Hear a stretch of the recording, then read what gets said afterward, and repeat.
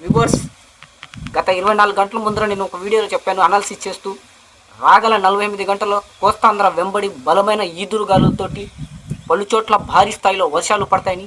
ప్రస్తుతానికి నెల్లూరు జిల్లా, దక్షిణ ఆంధ్రప్రదేశ్లోని దక్షిణ కోస్తాలోని నెల్లూరు జిల్లాపై నుంచి తిరుపతి, అలాగే శ్రీకాళహస్తి, కడప వైపుగా బలమైన ఈదురుగాలులతోటి భారీ మేఘాలు కదులుతున్నాయి.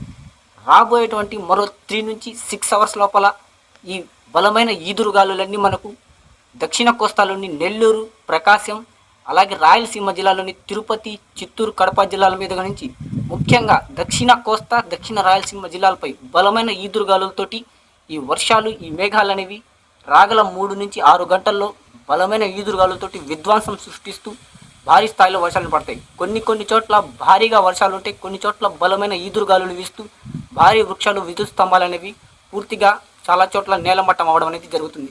సో గత 24 గంటల ముందు చెప్పినటువంటి వెదర్ రిలేటెడ్ అప్డేట్ పరంగా కోస్తా వెంబడి ఈ బలమైన ఈదురుగాలులతోటి భారీ వర్షాలు అనేవి మనకు నమోదవడం అనేది జరగబోతుంది.